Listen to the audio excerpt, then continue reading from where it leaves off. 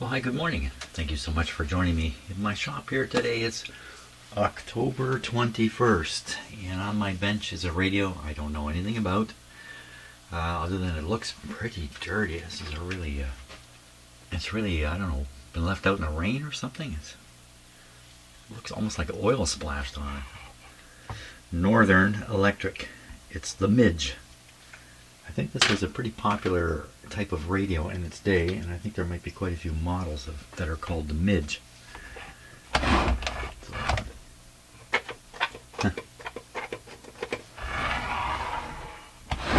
Well, it's got its back, and the back's got its antenna flopping around in there.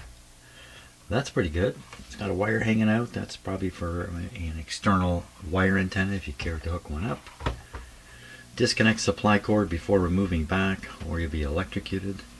Northern Electric Company, made in Canada. Where they make it? They didn't really say. Just in Canada. Probably made in Montreal or Toronto. Northern Electric. Don't know where they did their thing. Is this loose? No. Okay. So there's a note on it.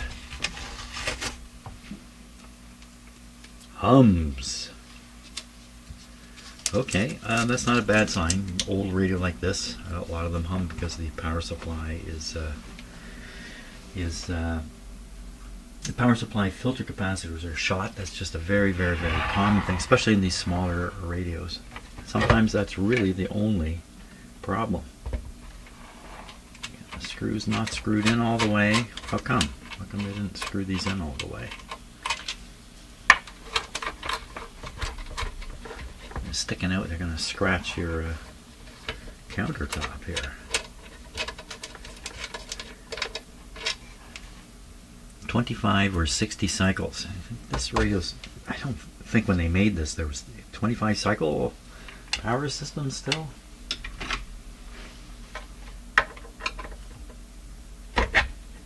Go. Short screw in the front. In the back, short screw in the back.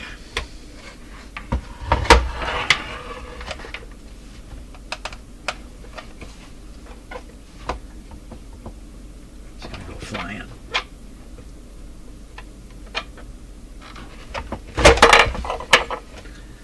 Oh my gosh, this is completely, oh. Okay, I wasn't quite expecting that. A big knob there. Is it keyed? Well, there's no key on this knob. What I mean by that is that the knob can go on any way at all. This stuff is really oily. It's really greasy. Maybe this was in a kitchen, like a professional kitchen. Some restaurant somewhere. Bill's Restaurant. And that would explain why it looks the way it looks. Oh my, look at that. Look at that shiny capacitor there. Ooh. Okay, any reason why I can't douse this in water and clean it up vigorously? I don't think so. Might be some risk to the lettering here, maybe, but otherwise.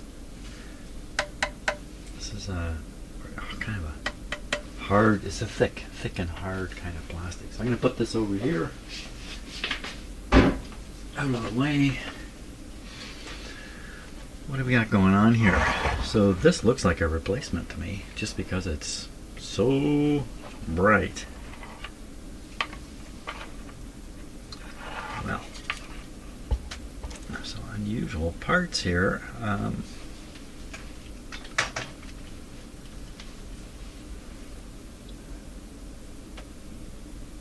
Yeah, I've never seen parts like this before, like these ones. I've never seen anything like it. 22K, 2.2 megohms. It has a like a one wire going up in the center of a tube. Oh, wait a minute. Look what's going on here. There's a wire coming out and a wire going in. It's just like a regular resistor. What's this third wire wrapped around the outside?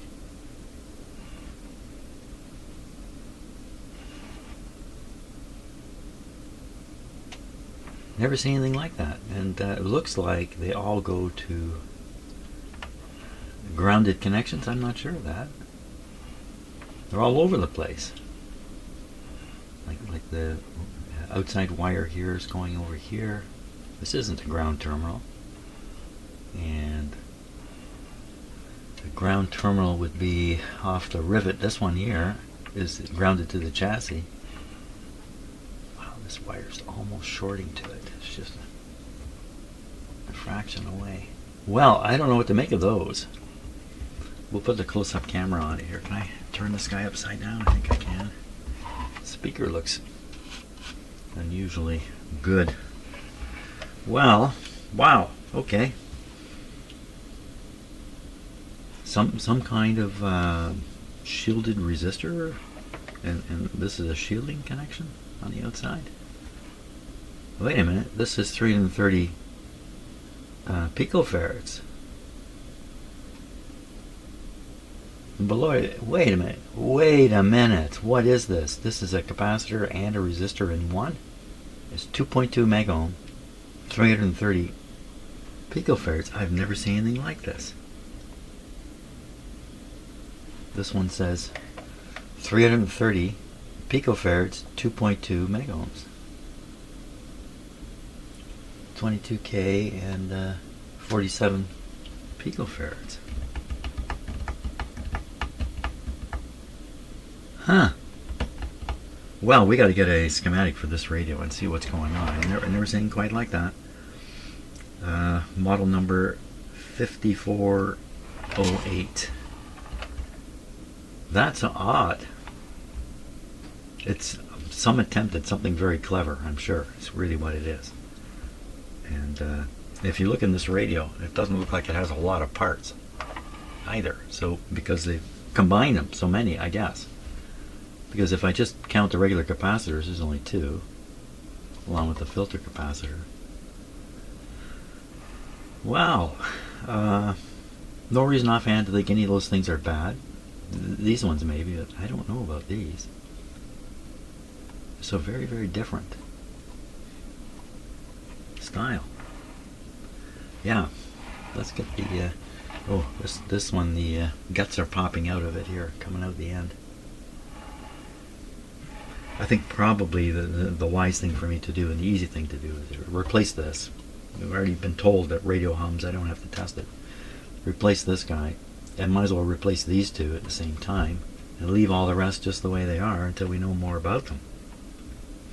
Let me get my other oh, my close-up camera's not on here. Let me get it going. Okay, let's have a look with this camera here. We'll just pick this first one right here. 22K, 47 picofarads.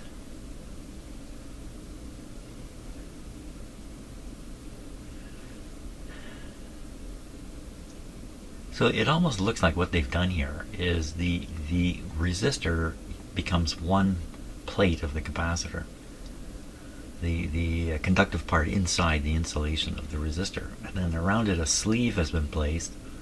It's probably a metallic sleeve that they painted here with 22K written on it and 47 picofarads. And then they connect to this outer sleeve with this wire that's wrapped around it.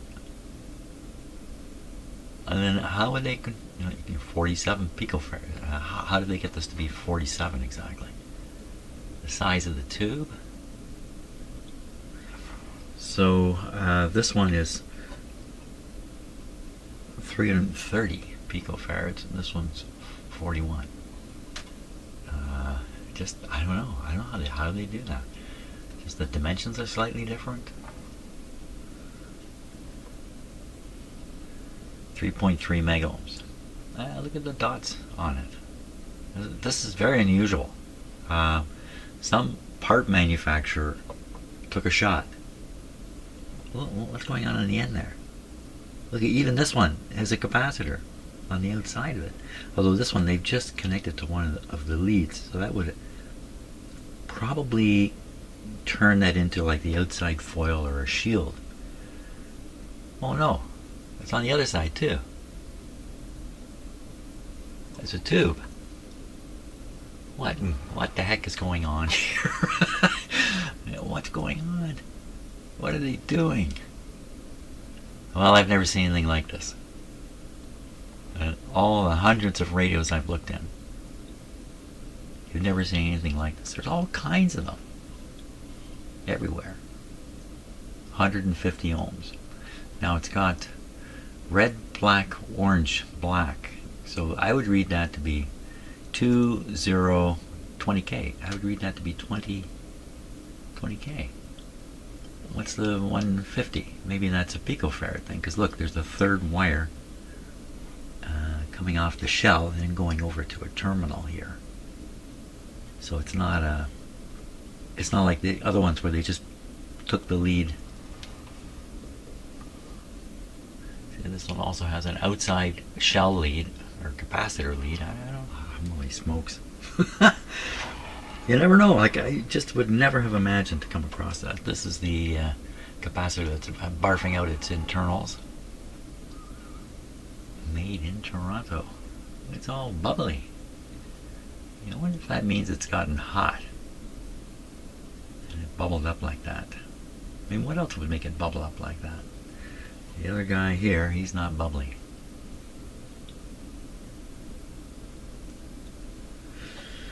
Well, otherwise it's a pretty clean thing. This high wattage resistor looks fine. This one over here looks fine also.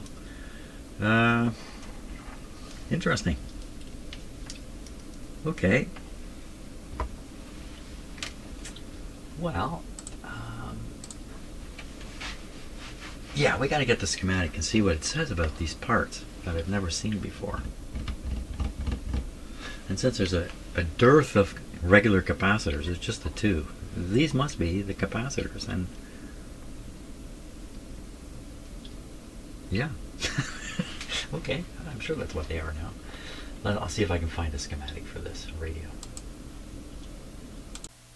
Okay, here's a copy of the schematic, but it's a poor version of it, and luckily there's another version. This came from Radio Museum, and so did this. This also came from Radio Museum. Much clearer. So, have you spotted them already? There's these capacitor resistor combos. A whole bunch of them. This idea never caught on. As far as I know, I've never seen another radio with them in it. Interesting. They certainly managed to make use of them. So we know from looking in the radio, there's a lot of them. So here's the .02. Down here, this is between the B- line and the chassis. You gotta find this one, make sure it's in good shape. And what is my cat doing? What are you doing, cat? Let's take a look.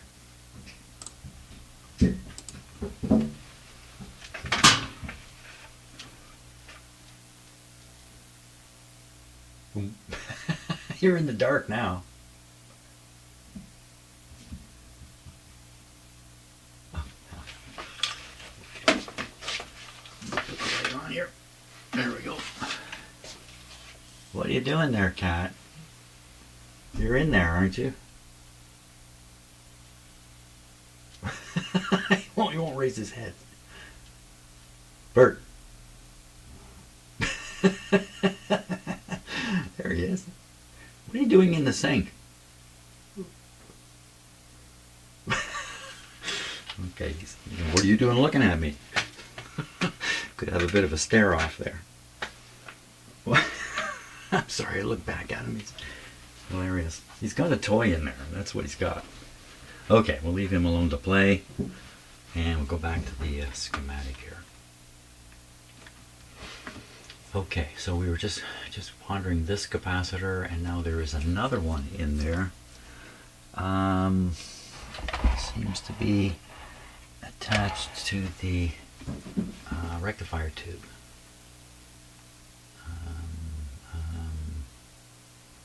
These are buried inside the IF can, I'm sure. I don't see the other one here. Oh, here it is down here.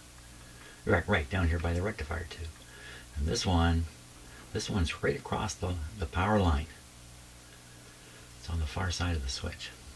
So every time you turn this radio on, this capacitor gets 120 volts mercilessly across it. Now, that's the one that's fried up. Boy, that's not a very good sign, is it? Is that really the one that's fried up? Yes, it is. It's hooked. I can see one side's connected right to the power cord coming in. So, okay, so we'll change those two. Get off my keyboard, cat. Oh, for crying out loud. Hello, are we still operating here? I don't know. Oh my God. Okay, I got cat problems here I got to deal with. What are you doing up there? Oh my gosh.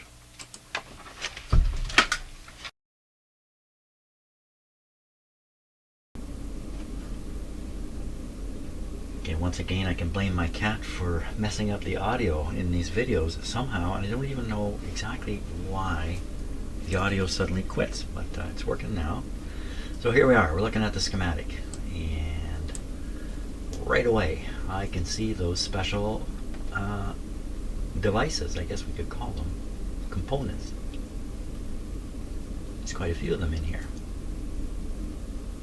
I have to guess they were, I don't know, manufactured by somebody for a short while, and then that was the end of it. And they ended up in this radio.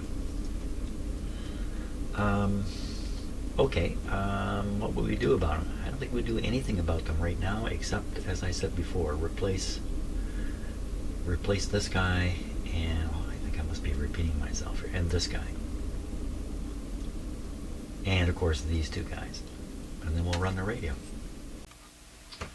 Okay, might as well start with this big guy, and he's got 3 red wires coming out and 1 black. The one of those red wires, let's see, I can read 40 and I can read 40. There's probably something underneath the strap here. One of them is probably the bypass capacitor on the output tube. See, this is the rectifier. One of them's going there. The other 2 are heading over to the filter capacitor here. Gee, we gotta look at that schematic again. I only saw 2. There is a large resistor here, but again, this is on the... Oh, are these tubes in the wrong spot? Oh, it's not very likely. But it's happened before. And before I plug it in and find out that way, we should take a look. Is there already a tube thing on the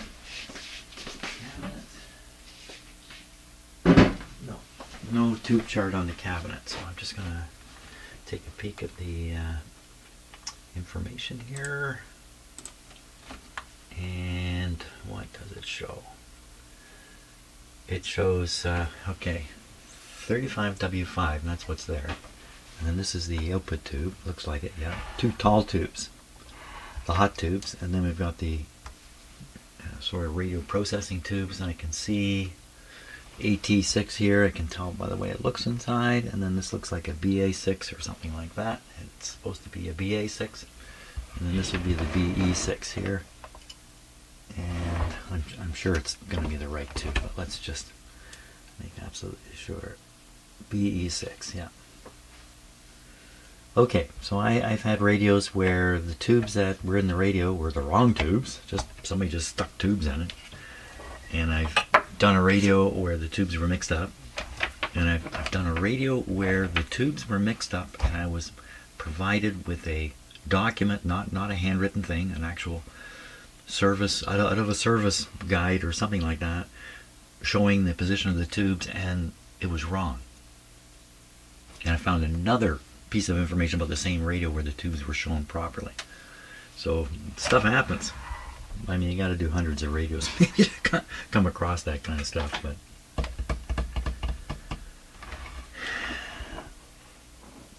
drillitic. This is it says it in Dublier or Dublier. Drillitic capacitor. I guess that, just like face creams and stuff like that, they want to convince you there's some magic in their formulation. So they come up with fancy words for ordinary stuff. Okay, yeah, back to what I was doing. Right, look at this antenna, it's just floating around here. Oh, I was looking at the schematic. I wanted to look at, that's right. See, I'm only just started into the coffee here this morning. I haven't got enough in me yet. Let's look at that schematic here. Okay. So here's two 40s, and here's the cathode resistor for the output tube right here. And okay, so this capacitor here is intended to quell harmonics, high frequency harmonics, and dump them. And this one is the bypass capacitor 20.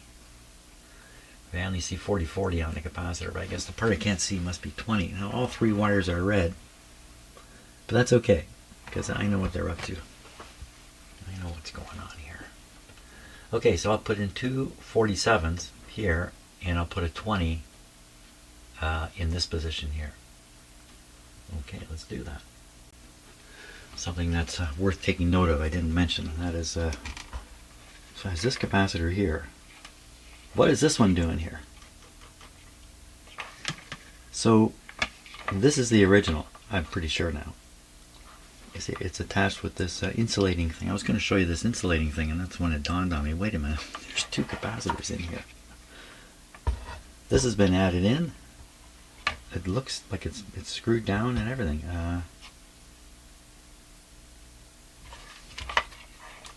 What's this one say? This one says red is 50, yellow is 30, and the plain is 25 microfarads. 200 volt, 150, 200 volt, and a low voltage one.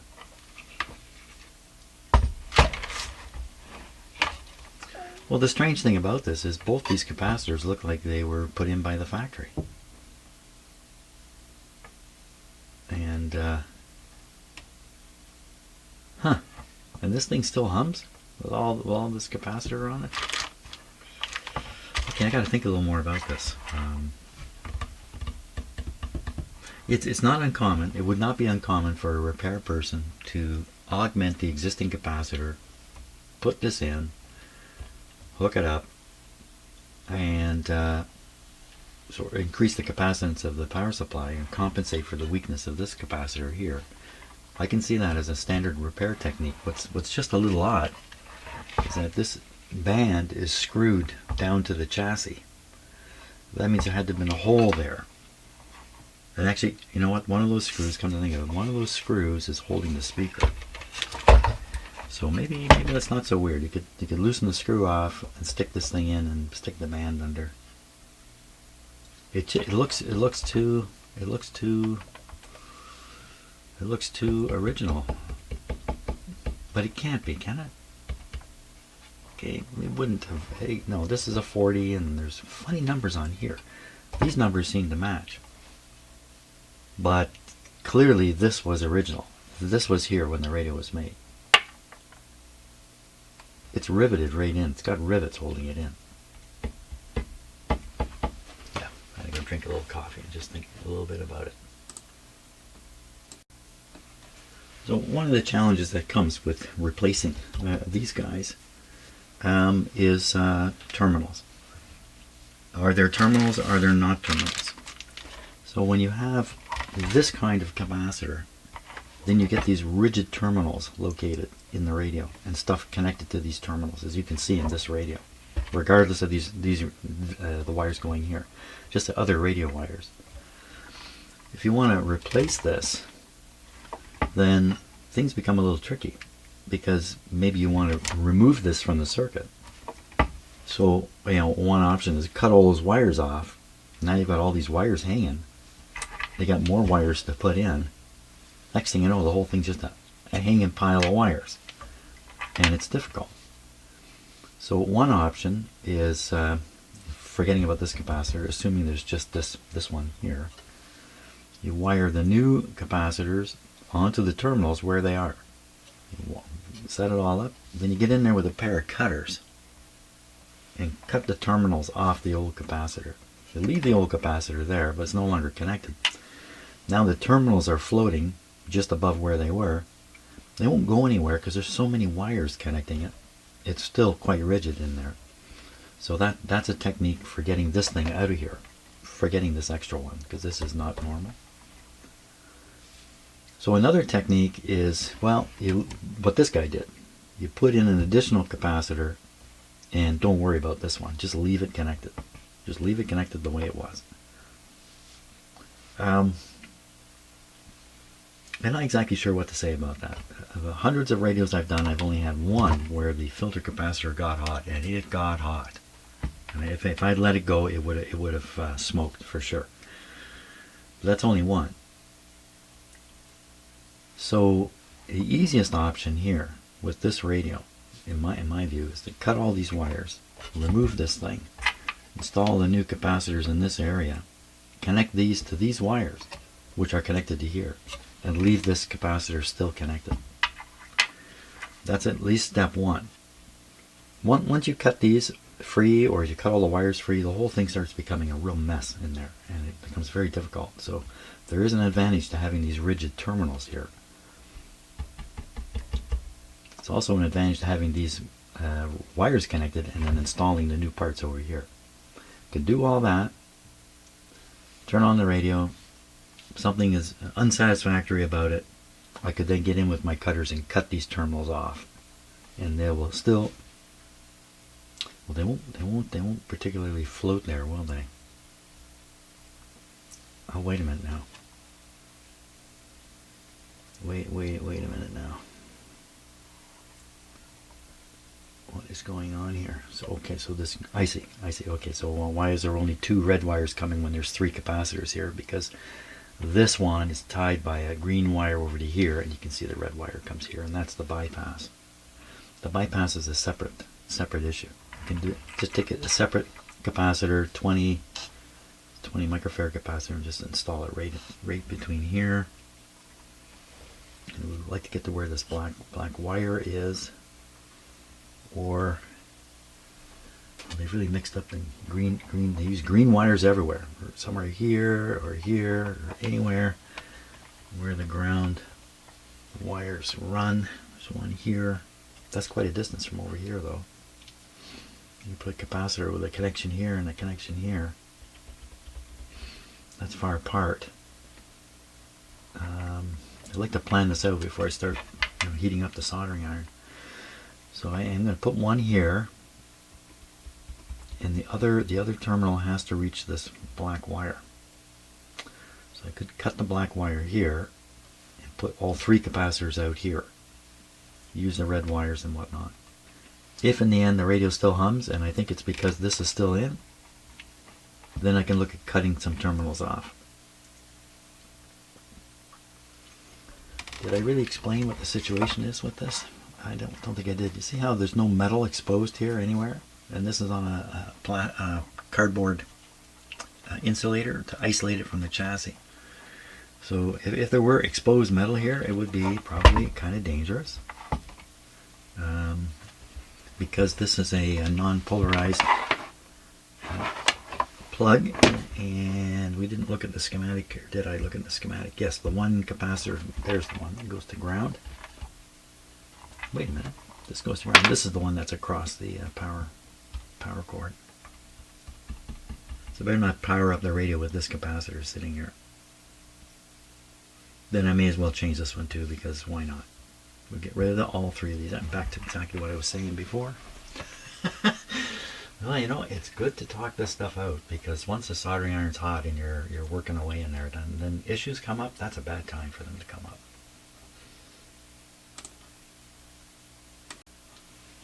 As I've said many times, anytime you're working on these radios or doing anything really, there's a risk involved that's worth considering, whether the risk is worth taking. And so I took the screw out, which was just holding this bracket in, and underneath the screw was a lock washer, just like this other screw has a lock washer. And of course the lock washer slid down and got in behind the speaker cone and is jammed in behind the speaker now. in behind the paper cone.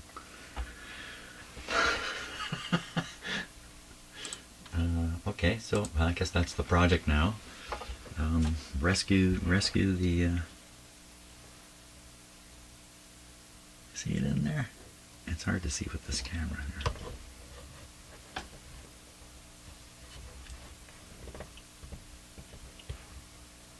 Just can't quite see it with this. That's it on the right there. You see what looks like some white dots. I just haven't quite got this in focus. Let's take a good look. Because I'm gonna have to reach in there with something and try to pull it out without damaging anything. Let me just change the focus on the camera here, more like that. Okay.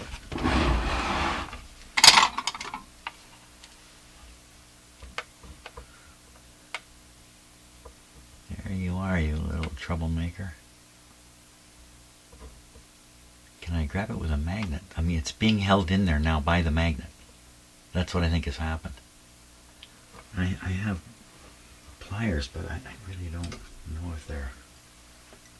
I don't think I can go in there.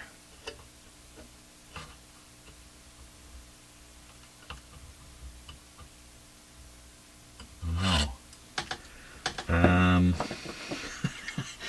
Okay, knock it out. I gotta knock it out. We're gonna make it fall out. Hopefully the magnetic pull isn't enough. So to get it to... It's kind of between the spider and the cone now.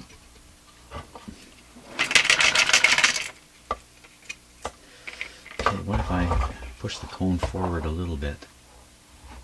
Oh, it's right there. Wait a minute. I can see it really clearly now. I can see clearly now. Let's see if I can...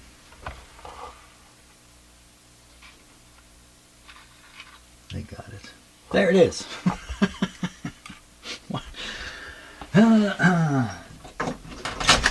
Okay. Those are the challenges that come along with this kind of work. I succeeded though. And more interesting stuff. Now I have this out and I can see that in fact it only has 2 red wires coming from it. The third red wire is going through this hole. Where's it going? It's going to this output transformer. Why would that be? Why would there be 3 wires? So you usually have 3 wires going to an output transformer because you have a push-pull arrangement. There's no push-pull in this radio. So I don't know. Could be some kind of feedback thing. The blue wire going back to the output. I don't know. I have to study the schematic, but the point is this was here. I thought, and rightly so, that there was 3 red wires. Surprise. Okay, so what has happened here then? He's done nothing about... Yeah, he's done nothing about the bypass capacitor. It's still relying on the one in the can. This original one. That's really what's going on. He's augmented the power supply filter capacitors. Then I can pretty easily install 2 right down in here and just eliminate this entirely. I don't need to use these red wires or anything. It's much simpler than I thought. Everything's gotten simpler. Okay. Coffee time. Okay, so I've replaced the capacitors here. Ooh, that one looks like it might be shorted to the chassis. Just make sure it isn't. Yeah. Okay, one here and one here. I've got some excess wire here to get rid of. And a little bit here. You following the cryptocurrency nonsense? Boy, is that confusing, isn't it? Here, I'll simplify it for you. Bitcoin and one other cryptocurrency are actual limited currencies. There's only so much Bitcoin in the world. I think it's 21 million Bitcoins. That's it. There'll never be more. Maybe a few more because of the mining process, but 21 million. There's another cryptocurrency that's similar. It is limited. There's only so much. There'll never be more. All the rest of them are baseball cards. Okay? Everything else you hear about, think baseball card. Baseball cards are worth something. Well, are they? Think about it. The people who sell the baseball cards print them for what, a penny a card or something like that, and then sell them for not very much, 25 cents a card or something of that sort, and that's how they make their money. They are actually issuing money in the form of baseball cards, and you are exchanging money in the form of national currency for them.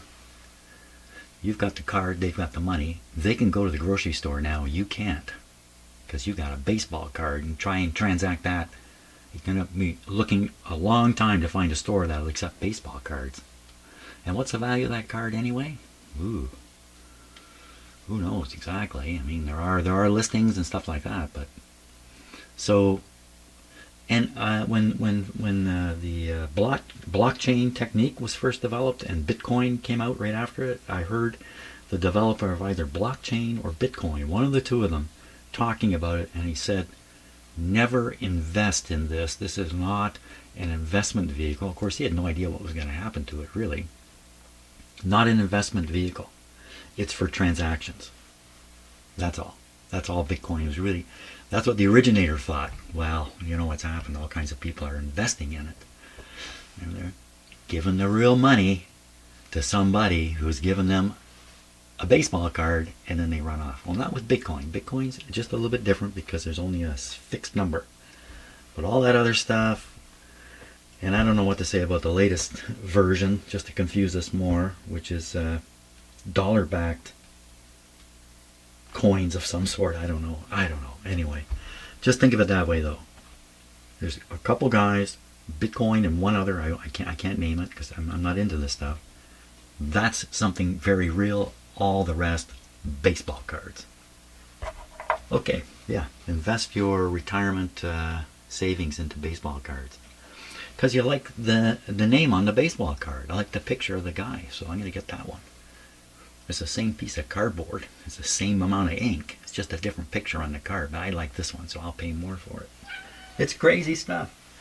If it's baseball cards, you're not going to lose your shirt, are you? Unless you're nuts. But if it's Bitcoin, you can invest hundreds of thousands of dollars in these coins. Okay, let's test these capacitors here. See, even real money isn't all that real. What happened to my camera there? My camera's gone. It's taking a break, but I can bring it back, I think, if I do this. And we'll come back, and we're looking at my capacitor checker here. Hopefully it'll focus in a moment. Come on, you can do it. You have the focus capability. Come on.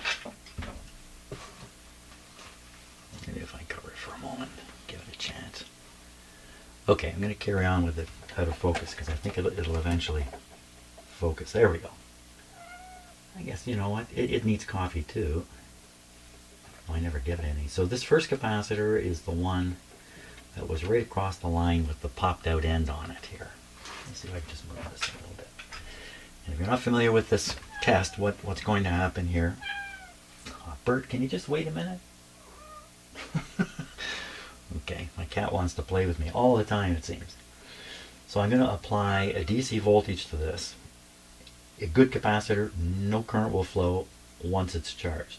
During the charging process, some current will flow. While the current's flowing, the eye on the pi here, which is hard for you to see, will close. If the capacitor is leaky, current continues flowing, the eye stays closed. That's how this works. First test is done at 50 volts. Here we go. Okay, so you probably can't see this, but it's opened ever so slightly. So that's a bad capacitor. I've seen worse for sure. The fact that the end is popped out and the wax is bubbled up is pretty scary stuff. Even though it shows on this tester, it's not as bad as some. Okay, my cat is coming after me here. Okay, we'll try the other one now. Here we go. Okay, so it's opened up a fair bit, but I know if I move this up to 150, it's not going to open. So, no surprise at all. I just like to do this to keep myself sane. I do have a radio of similar age I had in here just a while ago. Pulled out a capacitor, old capacitor, put it in that tester. Oh my gosh, what goes on with this camera? I put it in the tester and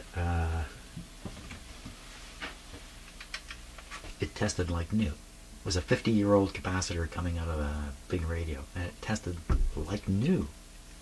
And this radio's got 60 of these capacitors in it, 50 or 60 of them, so the normal process would be change them all. But because I took one or two out and did this test, I've decided not to change them all. It turns out these are very, very special and unusual capacitors in that radio. But I was pretty close to changing them all, just kind of automatically. I don't like this automatic behavior. I don't like that at all. Okay, so we've got these guys in, these two guys in. I've left the bypass capacitor as this one, which is maybe not the best choice, but that's what I've done at the moment. Let's turn this guy on now, because I think we can get him on. We'll find out a few things, like, are the tubes good? Is there problems inside the IF can? There could be something called, what's it called? Called disease. It's called silver mica disease in these in here. It's possible. We'll find out now. Okay, so first practicing. That's off. That's tuning. That's all the practice I need. Okay, so I'm going to feed power to this radio. If you are new to my channel or you haven't watched too many of these kinds of things, you don't just plug a radio like this on the wall and turn it on, because if there's, especially after you've worked on it, if you've made a mistake, and I make mistakes, it could be a short circuit in there for all I know.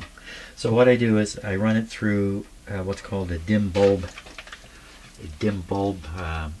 system, which is strong language for just putting some light bulbs in series with the hey Bert, what are you doing down there? Come on out. Come on out of there. Okay. They never listen, you know. I'm sure they hear the words, but they don't pay any attention. I was halfway through a sentence there. I think I just cut it off. But let's carry on here. So here we go. So yeah, dim bulb. So I'm going to run the power through these two light bulbs, through this one light bulb. And that just restricts the power. If there's a dead short here, then all I'm really doing is turning on the light. That's all that's really happening. The light also has a behavior in a radio like this, that you can watch the light's behavior and understand something about the radio. So what's the behavior? When I first hit the switch, these tubes, if they're working, are cold and they draw a large current briefly, a couple seconds. So there's a rush of current, they heat up. During that time, this light will come on quite bright, and it will go down as the draw from these reduces. As this goes down, incidentally, the voltage goes up on the radio because they're sharing the 120 volts. We have a meter here. We can watch and see what voltage is showing up at the radio, and that's the whole idea. And then once the heaters are hot, then the tubes start conducting. Once the cathodes are hot, the tubes start conducting. The rectifier tube's generating high voltage. The whole thing starts drawing more current, and the light will come up again a little bit. So turn it on, it goes down like this. Then you wait, and then it starts coming up again. And at the same time, we should start hearing it. That's the pattern. That's the plan. That's why I like these dim bulbs. Plus, if there is a problem, maybe while you're working on the radio, something happens. Dim bulb comes on bright. Oh, you know something happened, and at the same time, it's limited the current, so whatever happened isn't the worst thing in the world. Are we ready? So switch is off. First thing, check to make sure the off switch actually turns it off. So put on the power. It gives me a chance to read what the voltage would be if there's no current drawn through that light bulb there. 110 volts. That's the most we could possibly get at this point. By the way, I have a switch over here, but you can just see them right here. I flip the switch down through the bulbs. I flip the switch up, and it's straight to the nuclear power plant.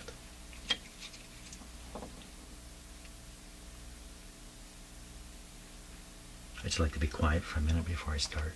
Okay, power off, switch on. I'd rather not be turning it on by the switch. Here we go. Watch the light. Okay, brightening down right away. That means these tubes are all working, heater-wise. Otherwise, this wouldn't happen at all. Volume up. No hum yet. No nothing. Now, because the voltage is low, it's 100 volts, it takes a little longer for the radio to come around. Here it comes. She's humming like a son of a gun. Okay, that's all we need to hear. So that's being caused by one of two things. It's because I left this capacitor in, and it's bad. Oh, I didn't change the capacitor that's on the bypass of the output tube, cathode resistor bypass. I left it being this one. If this thing's all schmozzled inside, then there's 3 capacitors in there and no longer so isolated, perhaps. And so it could be that because the capacitor in here that's doing the bypass for the output tube is being influenced by junk coming from the other 2, which are still connected. So the name of the game now is to cut the terminals. Yeah, cut the terminals. Let's see about that, because I didn't really think about that too hard when I was putting the... So I had to get a big heavy pair of cutters in here and nip off these terminals. If I take off the 2 power terminals and leave the bypass terminal, probably that'll end the hum. What do you think? Okay, we gotta get a little brutal here. Often these terminals are easier to cut than you might imagine. Okay, there could be some power left in here. I don't think so though. Let's drain it out. Would that drain it out? Turning it on? You drain it out with this. Okay, if there's going to be a spark, let me do it under control, or I'm going to jump. No, there's no spark. No spark. Okay, probably because this capacitor is so bad, it just drew the charge right out of the good capacitors here. Okay, so can we go in and do this? Get under here. This is a brutal operation. Okay, I gotta get brutal here. Make sure I'm below all the wires, because we want the wires to stay on the terminal. Okay, cut it. That's one cut. Now I gotta get at another one here. Now these terminals are starting to float around, so other bad things can happen. Okay, we're gonna go in and cut this terminal here. That's the best way in. Don't cut the wall. Get below the wires.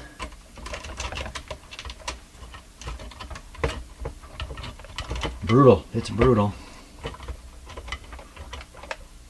Okay, cut it. This still isn't too loose, but it's bumping into the ground terminal now. Okay, let's pull this up and out. So we may have to do some kind of stabilizing thing here to make sure this doesn't develop shorts. Yeah.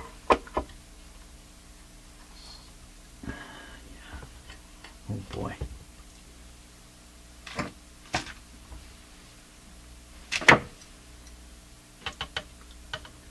You know, this is floating around now. You know, the radio gets moved around and knocked. These things could travel a little bit and cause a short.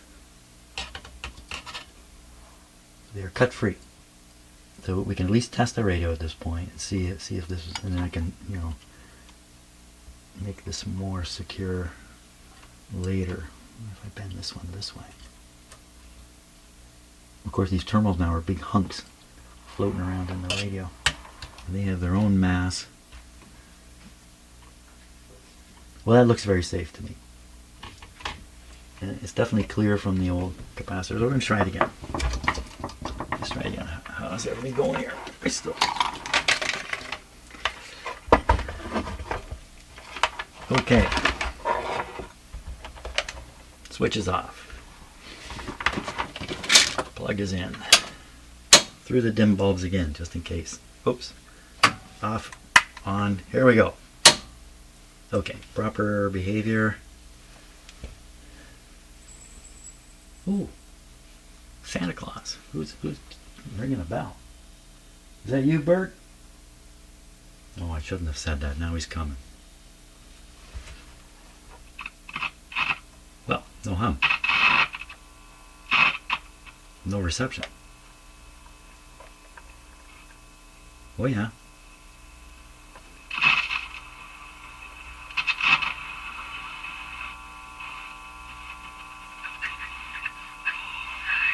Still hear a bit of a hum.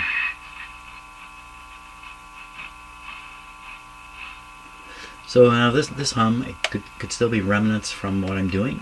I'm still using this capacitor to do the bypass on the output. Or the hum could be from a tube. A tube can generate a hum. Or who knows. Also, when it's not receiving a signal, the radio's sensitivity goes way up. It has an automatic volume control in it. And so the sensitivity goes way up. But when you tune something in, the sensitivity goes down. The hum will disappear. Can we tune something in here? Let's see.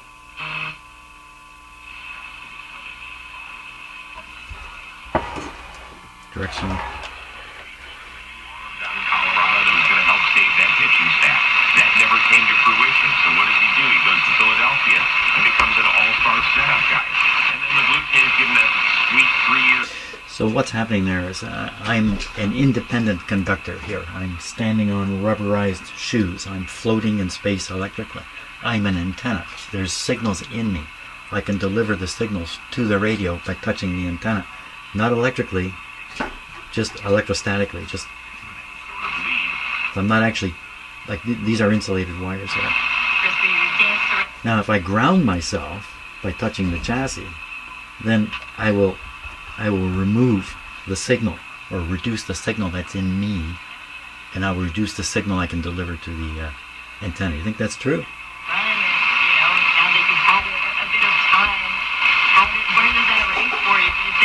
It's very scary for me to do that kind of thing, because that's shot between your hands, delivered to your heart. It's really so it's working. It's weak. Could be tubes, could be tuning. Is it tuning? Let's find out. So what I can do is I can fiddle with the IF here a little bit. We'll just turn it this way and that, and see what happens. I have the wrong kind of screwdriver here entirely. Yeah, this has got a great big wide slot. The little screwdriver's not going to do it. So we're going to need one of these guys over here to do it. Let's see, not that one. This is also a thin blade. That's not going to do it. I very cleverly put all these tools in a place where I cannot see the ends of them. And so I'm having trouble. Here's one. Okay, I got it. So it's got a very wide blade on it. Right in there. Now, this could be tuned, or maybe not. So if it's tuned, and I turn this, it'll go down. If it's not tuned, it'll go up or down. Up or down. Let's go one way. Ooh, it's stuck. Come on. There it goes. Going down. Go the other way. Going down. So this is tuned. Pretty sure that means it's tuned. This is the other IF, I think.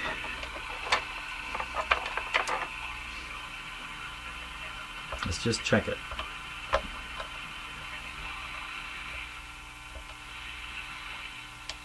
Tuned. Now we don't know it's tuned to the right frequency. The proper frequency is not written on there. Almost certainly 455. was hoping that would be out of tune because that would explain the low output. The other explanations are weak tubes, so I'd be going into tube testing. Another remote possibility is this guy is not tuned right here. This is the local oscillator side of the capacitor. You see it's small, big, small oscillator, big. You can even see the antenna is connected right to this one. So let's give it a try, but I doubt this is going to do anything. Wow, that's really tight. I need a regular screwdriver on that. A mile-long screwdriver.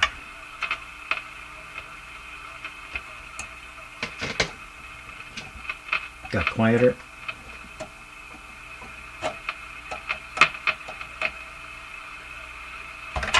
And I can't tighten it any more than that.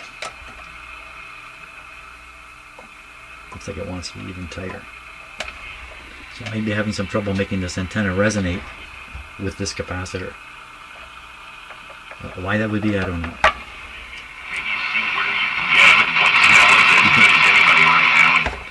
Also, I'm down here in my shop where picking up radio signals is a little difficult.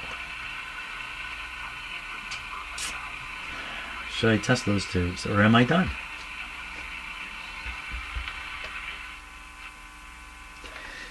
This hum is pretty annoying, isn't it? But like I say, it could be from a tube.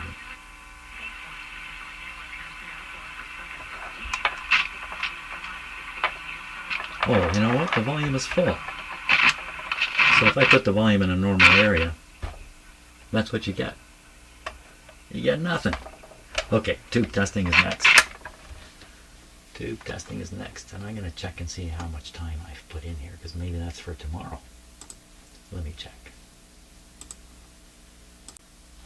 Yeah, it's a good time to call it quits here for today. So tomorrow, why are you humming and why are you so weak? And we'll try to get the answers to those questions and get this radio working brilliantly. Well, I don't know if it'll ever be brilliant. So thanks a lot for watching, and have a great day.